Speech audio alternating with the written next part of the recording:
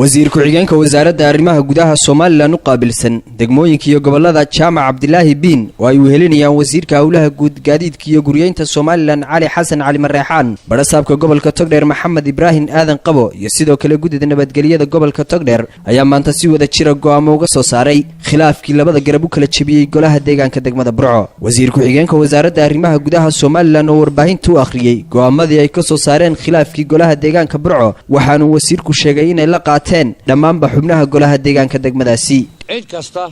oo aan loo marin habka xeerku jideeyay oo isugu dhawaaqda gudoomiye ama gudoomiye ku-xigeen wuxuu jabiyay xeerkii dalka u yaalay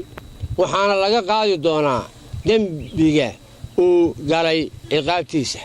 laga bilaabo maanta xildhibaanka golaha degmadu waa xeerdejinta degmada lagama ogola abuuridda ama ka qayb qaadashada hawlo liddi ku ah nabadgelyada iyo xasiloonida qaranka arrintii hore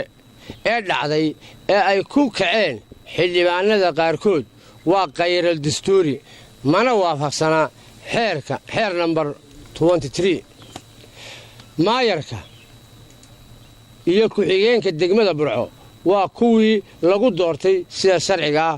waxaanay kala yihiin maxamed yuusuf cabdiraxmaan iyo maxamed xasan jaamac xoday arintaa waxay isla qaadanay horena aan warbaahinta uga sii daayay inay qalad ahayd imikana way nala qirtay qalad ahayd waanay qaateen qaybtii kale dhinaca kale ka soo jeeday iyagoo gacmo haysto isku mid ah golihii aan naqaanay 12-kana si fiican bay nooga wada baxeen maanta dhinaca kale wasiirka hawlaha guud guryeynta iyo gaadiidka Soomaaliland Cali Xasan Cali Mareexaan ayaa jawaab adag ka bixiyay eedeymo uga yimid xisbiga mucaaridka wadani inta waxaan ku darayaa kulay shalayto waxa aniga eedeynayay xisbiga wadani madaxdooda sarsare oo igu eedeynayay in khilaafka halka ka jira horta anigu waa yar qarinayay khilaafkan mucdiisa xisbiga wadani baa dabada ka waday ayuunba wuxuu yiri hadba aniga oo Sooman bay islaxanta ayuunba ragii dabada ka waday oo shalay TV-ga yimaadeen oo yiraahdeen marka waxaan leeyahay hawshii Burco way dhamaatay waxa tartan madaxweyne iyo ayaynu ku ogeyn xisbiga wadaniga waxa ridista maayarka Burco iyo wadani isa suray